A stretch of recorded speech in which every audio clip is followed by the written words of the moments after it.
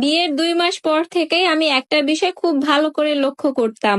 আমার ছোট বোন তানিয়া যখন আমার বাসায় আসতো, আমার স্বামী তখন আমার সাথে ঘুমাতে চাইতো না। কোল বালিশটা নিয়ে অন্য রুমে চলে যেত। আর আমার সাথে না ঘুমানোর কারণটাও আমি বুঝতাম না। এরপর আমি আমার বোনকে গিয়ে যখন বলতাম, তুই একা ঘুমাতে ভয় পাবি, তুই আমার সাথে ঘুমা, তখন সেও আমার সাথে ঘুমাতে চাইতো না। আমার ছোট বোন তানিয়া বলতো ওর পাশে কেউ থাকলে নাকি ওর ঘুম আসে না, তাই আমার সাথে ঘুমাতো না। এই বিষয়গুলো আমাকে ইদানিং খুব ভাবাচ্ছে।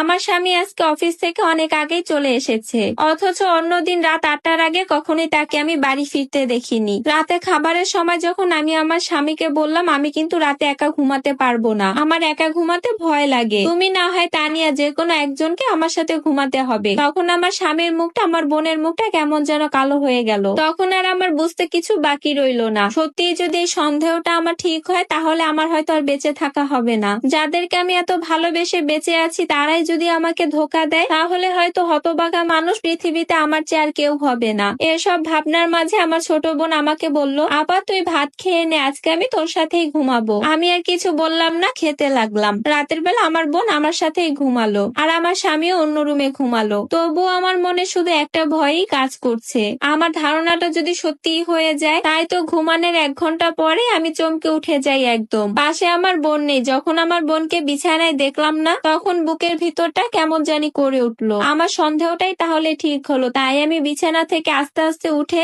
আমার স্বামীর রুমের দিকে এগিয়ে গেলাম। যখন দেখলাম আমার স্বামীর রুমের বাতিটা জ্বালানো, তখন আমার সন্দেহটা সত্যি বলে মনে হলো। আমি দরজার কাছে গিয়ে দেখলাম দরজা লাগানো। ঠিক তখনই আমার বোন পিছন থেকে আমার গায়ে হাত রাখলো। আমি ওকে দেখে কিছুটা কেঁপে উঠি। দেখে বুঝতে পারলাম ও বাথরুমে গিয়েছিল। আমি শুধু শুধু আমার বোনটাকে নিয়ে খারাপ চিন্তা করছি। আমার স্বামীও হয়তো ভুল করে বাতিটা নিভাতে ভুলে গিয়েছিল। আমি আর সন্দেহ না করে সেদিনের মতন আমি আর আমার বোন রাতের বেলা ঘুমিয়ে পড়ি। পরের দিন সকালবেলা আমার স্বামী আর আমার বোন বাসা থেকে একসাথে বের হবে। আমার স্বামী তার অফিসে যাবে আর আমার বোন তার একটা বান্ধবীর বাসা যাবে। একথা বলেই বাসা থেকে বের হবে। আমি ভাবলাম অন্য কিছু, তাই আমার বোনকে আমি জিজ্ঞাসা করলাম, এখানে তোর কোন বান্ধবীর বাসা? যদিও আমি ওর সব বান্ধবীকেই চিনি, কিন্তু এখানে কার বাসা সেটা আমি জানি না। আমি বললাম, কোথায় যাবি? আমার বোন এমন একটা মেয়ের নাম বললো যাকে আমি চিনিই না। তারপর আমার স্বামী আর আমার বোন চলে গেল। বিকাল 3টার সময় আমার বোন বাসায় আসলো। যখন জানতে চাইলাম, কি রে এত দেরি করলি কেন, তখন আমার বোন বলল, অনেকদিন পর দেখা হয়েছে, তাই আসতে দিতে চাইলো না, জোর করেই চলে এসেছি।